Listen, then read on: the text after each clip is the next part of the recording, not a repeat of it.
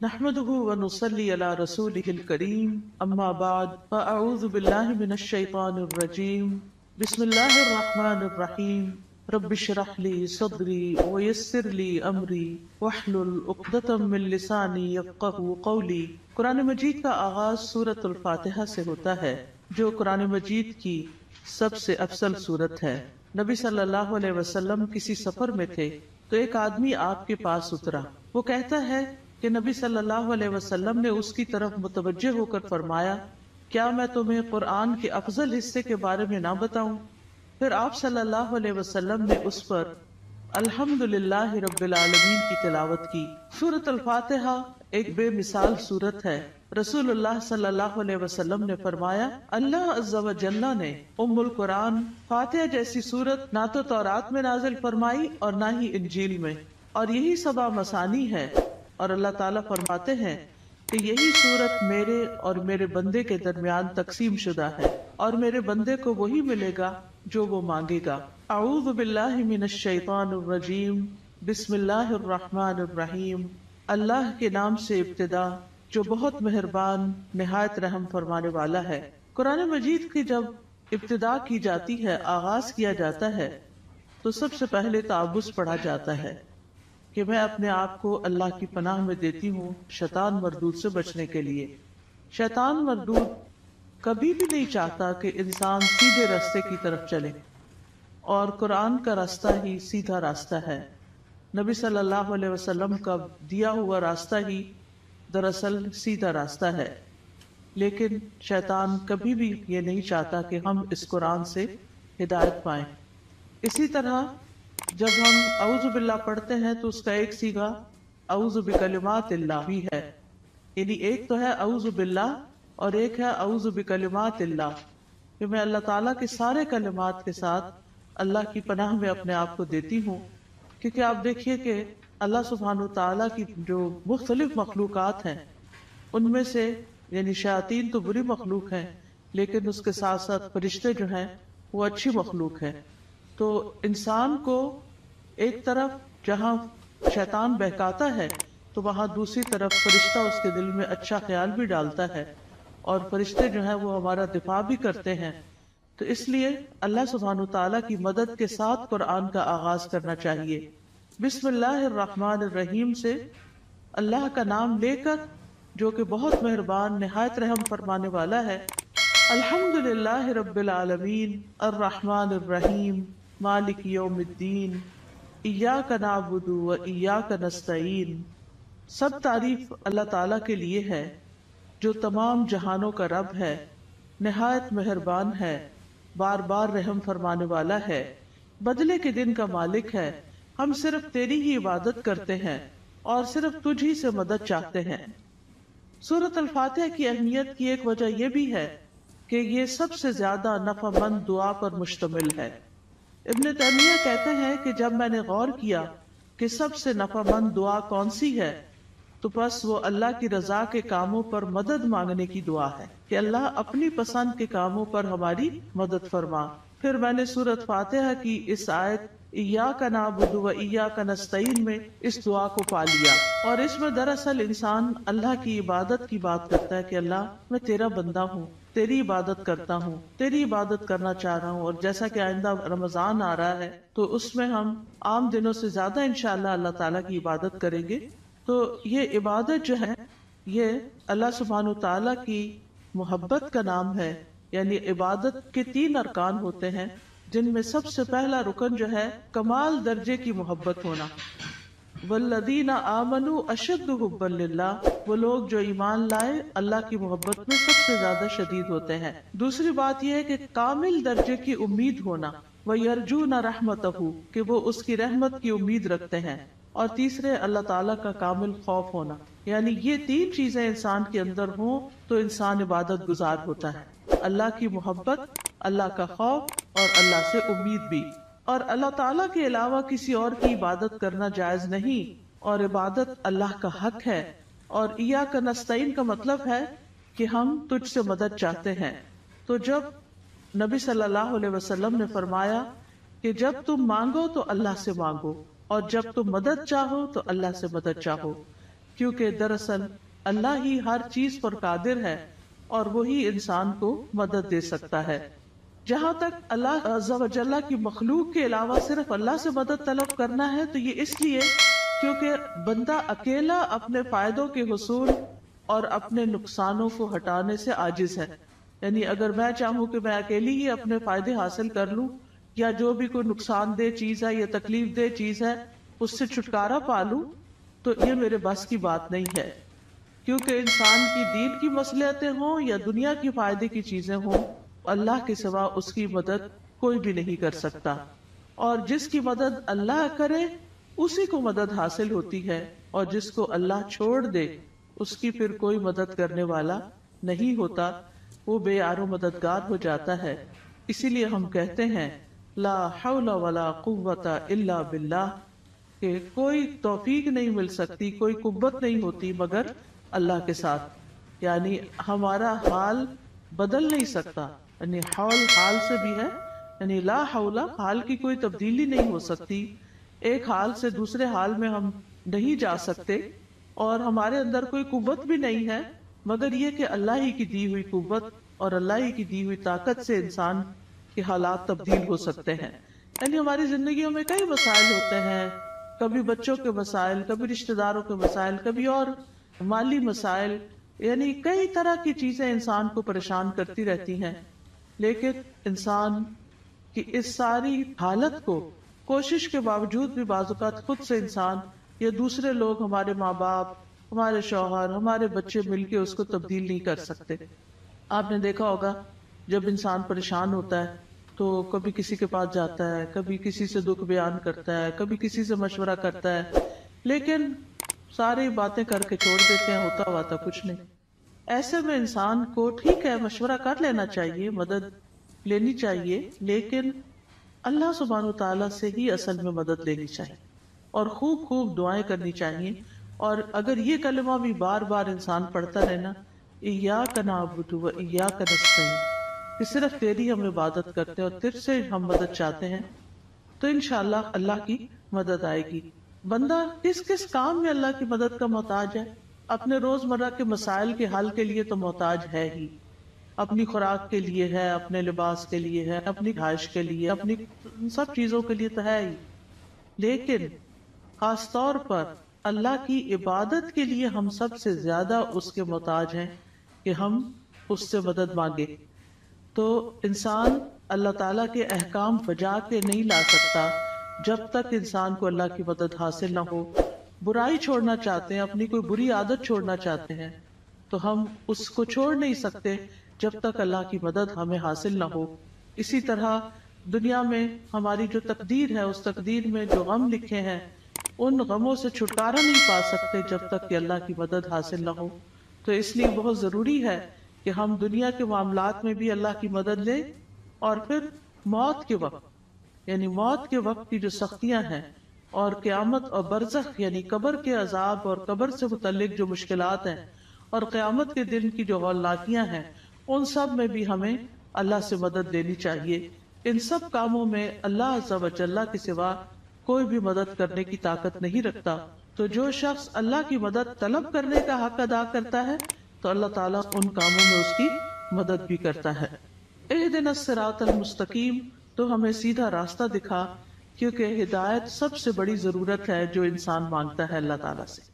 یعنی مانگنے کی چیزیں تو بہت ہے، لیکن سب سے اہم ترین چیز جو ہے وہ ہدایت ہے، کہ اللہ تعالیٰ ہمیں ہدایت عطا فرمائے، کیونکہ ہدایت جس کو مل گئی تو وہ متقین میں سے ہو جائے گا، اور جس کے اندر تقویٰ آ گیا اس کو مزید ہدایت بھی ملے گی، اور جو متقین میں سے ہو جائے گا تو من یتق اللہ یجعل لہ مخرجا ویرزقہ من حیث لا یحتسب، جو اللہ سے ڈرے گا وہ اس کے لیے نکلنے کا کوئی راستہ بنا دے گا اور اسے وہاں سے رزق دے گا جہاں سے وہ گمان بھی نہیں کرتا ہوگا، یعنی جہاں سے وہ سوچ بھی نہیں سکتا۔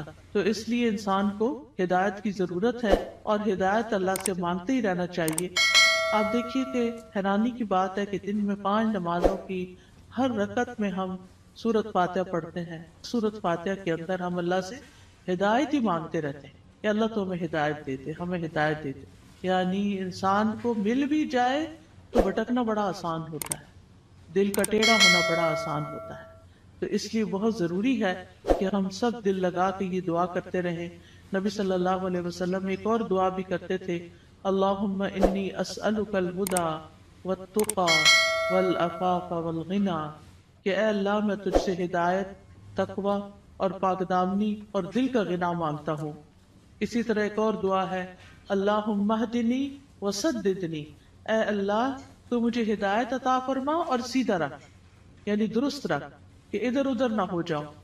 اسی طرح نبی صلی اللہ علیہ وسلم تہجد کے وقت اللہ تعالیٰ سے سیدھے رستے کی ہدایت کی دعا مانگتے تھے، اور اپنی تہجد کی نماز شروع ہی اس دعا سے کرتے تھے، اللہم رب جبریل و میکائیل و اسرافیل فاطر السماوات والارض عالم الغیب والشہادۃ انت تحکم بین عبادک فیما کانوا فیہ یختلفون اللہم اہدنی لما اختلف فیہ من الحق انک تہدی من تشاء الی صراط مستقیم. اے اللہ، جبریل، میکائیل اور اسرافیل کے رب، آسمانوں اور زمین کے پیدا کرنے والے، ہر غیب اور حاضر کو جاننے والے، تو اپنے بندوں میں ان چیزوں کا فیصلہ کرے گا جن میں وہ اختلاف کرتے ہیں. اے اللہ، مجھے اس حق کی طرف رہنمائی دے جس میں اختلاف کیا گیا ہے. یقیناً تو جس کو چاہتا ہے سیدھے رستے پہ چلاتا ہے. یعنی جن چیزوں میں لوگ اختلاف کر رہے ہیں کہ یہ سیدھا رستہ ہے کہ نہیں، تو اللہ مجھے اس میں سیدھا رستہ دکھا دے. اب دیکھیں، ایک تو ہوتا ہے کہ ہم دین کی طرف نہ آئیں، لیکن ہم جب دین کی طرف آ بھی جاتے ہیں نا، تو اس میں بھی لوگ، کوئی کہتا ہے یہ کرو، کوئی کہتا ہے وہ کرو، تو انسان پھر کنفیوز ہوتا ہے کہ میں کیا کروں اور کیا نہ کروں. تو ایسے میں جہاں بھی اختلاف ہو، بہتر یہی ہے کہ انسان اللہ سے اس میں صحیح رہنمائی کی دعا مانگے. انہیں دو لوگوں کے بیچ میں کوئی مس انڈرسٹینڈنگ، کوئی اختلاف ہو جاتا ہے، ہر انسان کیا سمجھتا ہے میں ٹھیک، اور وہ اپنا نقطہ نظر جو ہے یا اپنا پوائنٹ آف ویو جو ہے وہ بہت شدت کے ساتھ بیان کرتا ہے. لیکن اصل بات یہ ہے کہ انسان اللہ سبحانہ تعالیٰ سے جب مدد مانگتا ہے کہ اللہ اس اختلاف میں مجھے ہدایت دے، تو ہی سیدھے رستے پر ہوتا ہے. پھر اسی طرح یہ ہے کہ بچوں کو بھی صحیح فیصلے کرنے کے لیے ہدایت کی دعا دینی چاہیے. عبد الحمید بن سلمہ کہتے ہیں کہ ان کے والدین ان کے متعلق اپنا مقدمہ لے کر نبی صلی اللہ علیہ وسلم کی خدمت میں حاضر ہوئے. میرے والدین میں سے ایک مسلمان تھا، دوسرا نہیں تھا، کافر تھا. نبی صلی اللہ علیہ وسلم نے بچے کو اختیار دیا تو وہ ان دونوں میں سے جو کافر تھا اس کی طرف متوجہ ہو گیا. تو آپ کو فکر لگی کہ یہ اگر کافر لے جائے گا تو بچے کو کافر بنا دے گا. تو آپ صلی اللہ علیہ وسلم نے اسی وقت دعا کی، اللہم اہدہ، اللہ اس کو ہدایت دے دے. تو وہ مسلمان کی طرف متوجہ ہو گیا. تو پھر آپ نے فیصلہ اس کے حق میں کیا، کیونکہ آپ خود سے نہیں اس بچے کو کہہ سکتے تھے یا خود سے دے نہیں سکتے تھے، وہ بچے کی چوائس پر تھا کہ وہ کدھر جانا چاہتا ہے. تو آپ نے اس کے لیے دعا شروع کر دی. اس سے پتہ چلتا ہے کہ زندگی کے چھوٹے چھوٹے معاملات میں آپ لوگوں کی فکر کتنی کرتے تھے، ان کے لیے دعائیں کیسی کرتے تھے، اور سب سے زیادہ تو ان کی ہدایت اور ان کی آخرت کی فکر. پھر اسی طرح یہ ہے، صراط الذین انعمت علیہم، راستہ ان لوگوں کا جن پر تو نے انعام کیا. یعنی ہم سیدھا راستہ تو مانگتے ہیں، لیکن ہمیں یہ نہیں پتا کہ وہ کیسے پتا چلے گا، کون سا ہمارے لیے نمونہ ہے، کن لوگوں کو ہم فالو کریں. کیونکہ پڑھی ہوئی چیزیں، سنی ہوئی چیزیں انسان جب کرنے لگتا ہے تو طریقہ فرق ہو جاتا ہے، لیکن جب کسی کو کرتے ہوئے دیکھتا تو آسانی ہو جاتی. اس کی مثال ایسے ہی ہے کہ جیسے آپ اگر کسی سے ریسیپی پوچھتے ہیں کہ میں یہ فلاں چیز کیسے بناؤں، تو آپ نے دیکھا ہوگا جیسے آلو گوشت ہے مثال کے طور، تو ہر گھر کے بنانے کا طریقہ فرق، اور ہر ایک ٹائم بھی فرق لیتا ہے. کوئی جلدی سے بنا کے رکھ دیتا ہے، کوئی آہستہ آہستہ بناتا ہے، کوئی ایک طریقے سے، کوئی دوسرے طریقے سے. تو اب اگر آپ صرف ریسیپی پوچھیں گے تو ہو سکتا ہے کوئی چیز مس ہی کر دے اس میں سے. تو جب آپ کسی کو بناتے ہوئے دیکھیں گے، صرف ایک دفعہ دیکھنے کی ضرورت ہے، تو آپ کو بہت آسان ہو جائے گا وہ کام کرنا. کوئی بھی چیز ہو، جب آپ کسی کو کرتے ہوئے دیکھتے ہیں تو وہ آسان ہو جاتی. زبانی ایکسپلین کر کر کے انسان کہیں نہ کہیں غلطی کر جاتا، کچھ نہ کچھ مس کر جاتا ہے. اور آج اہدنا الصراط المستقیم پہ بات ہونی تھی، تو اللہ نے ہمیں وہ گما کے آئے ہیں تو پتہ چلے کہ اگر ایک ٹرن بھی زندگی میں الٹا لیتے ہیں، کہیں غلط فیصلہ کرتے ہیں، تو کہیں سے کہیں پہنچ جاتے. بالکل ہی یعنی قریب آنے کی بجائے اور دور نکل جاتے ہیں، صرف ایک ٹرن اگر غلط لے لیں آپ. تو اسی طرح زندگی میں ہم صحیح جا رہے ہوتے ہیں، کہیں کوئی بیچ میں آ کے ہمیں کوئی غلط بات بتا دیتا ہے، ہم اس کے پیچھے لگ جاتے ہیں، اصل رستے کو چھوڑ کے چل بھائی وہ کہیں سے کہیں پہنچ گئے، تو وہ اللہ سے تو دور کر دیتا ہے نا انسان کو. تو اس لیے ہمیں یہ کہا گیا ہے کہ ان لوگوں کا راستہ مانگو جو ہدایت پر تھے، اور وہ کون تھے؟ انبیاء تھے، صدیقین تھے، شہداء تھے، صالحین تھے، نیک لوگ تھے، صحابہ کرام تھے، تابعین تھے، تبع تابعین تھے، جن کو آپ صلی اللہ علیہ وسلم نے خیر القرون میں سے قرار دیا. تو کتنا ضروری ہے کہ ہم ان لوگوں کی زندگیوں کے بارے میں پڑھیں، وہ کیا کرتے تھے. ہم آج کے لوگوں کو رول ماڈل بنا لیتے ہیں، وہ بیچارے تو خود بعض اوقات نہیں سمجھتے کہ انہیں کیا کرنا چاہیے. تو اصل رول ماڈل جو ہیں ہمارے وہ صحابہ کرام ہیں، صحابیات ہیں، کہ انہوں نے نمازیں کیسے پڑھی، ان کے روزے تہجد کیسے تھے، ان کا صدقہ خیرات کیسا تھا، ان کے لوگوں سے معاملات کیسے تھے، ان کی خوشی اور ناراضگی کیسی تھی. تو اگر ہم ان چیزوں کے بارے میں پڑھتے رہیں گے، جانتے رہیں گے، تو آپ دیکھیں گے کہ بہت سی چیزیں درست ہو جائیں گی.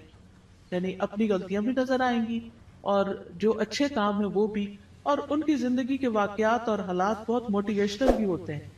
یعنی اگر آپ صحابہ کی کہانیاں پڑھیں تو انسان روئے بغیر رہ نہیں سکتا. مجھے یاد ہے جب میں نے ہائی اسکول ختم ہی کیا تھا تو چھٹیاں تھی کافی ساری، تو اس میں میں نے بکس پڑھنی شروع کر دی، اور سب سے زیادہ مجھے جن بکس نے انسپائر کیا وہ اسی طرح کی لائف سٹوریز تھیں. یعنی جو بڑے لوگوں کی کہانیاں اور نیک لوگوں کی کہانیاں، اس میں ہم کہتے ہیں اچھا یہ لوگ اس طرح کر سکتے ہیں تو ہم نہیں کر سکتے، یہ بھی تو اسی دنیا میں رہتے ہیں. تو اس سے پھر انسان کو انسپریشن بہت ملتی ہے. تو یہاں بھی اللہ تعالیٰ نے جو سیدھا رستہ بتایا ہے وہ ان لوگوں کا رستہ اختیار کرنے کے لیے کہا ہے کہ جن پر اللہ نے انعام کیا، ان کا نہیں جن پر اللہ تعالیٰ غضبناک ہوا، اور نہ ان کا جو بھٹکے ہوئے ہیں. پھر ہے سورۃ البقرہ. سورۃ البقرہ جو ہے وہ قرآن کی کوہان ہے. نبی صلی اللہ علیہ وسلم نے فرمایا ہر چیز کی ایک کوہان ہوتی ہے، یعنی اونچا حصہ ہم، اور قرآن کی کوہان سورۃ البقرہ ہے. اور جب شیطان سورۃ البقرہ کی تلاوت سنتا ہے تو وہ اس گھر سے نکل جاتا ہے جس میں سورۃ البقرہ کی تلاوت کی جا رہی ہو. اس کو پڑھنا باعث برکت ہے اور اس کو چھوڑنا باعث حسرت ہے. رسول اللہ صلی اللہ علیہ وسلم نے فرمایا سورۃ البقرہ پڑھا کرو، کیونکہ اس کا پڑھنا باعث برکت ہے، چھوڑنا باعث حسرت ہے، اور اس کے پڑھنے والے پر جادوگر قدرت نہیں پا سکتے. یعنی ایسے لوگ جادو سے محفوظ رہتے ہیں جو سورۃ البقرہ پڑھتے رہتے ہیں. اب اس کا طریقہ کیا ہے؟ کیونکہ لوگ پوچھتے ہیں کہ اچھا پھر کیسے پڑھیں. ایک تو یہ ہے کہ ایک ہی دن میں ساری پڑھ لیں، اور کیسے بہت سارے لوگ ہوتے ہیں جو روز سورۃ البقرہ پڑھتے ہیں. ایک یہ ہے کہ ایک ایک سپارہ کر کے آپ روز پڑھ لیں. ایک یہ ہے کہ ربع کر کے آپ اس کو، یعنی کہ 8-10 دن لگ جاتے ہیں تقریباً اس طرح، تو مہینے میں 3 دفعہ ہو جائے.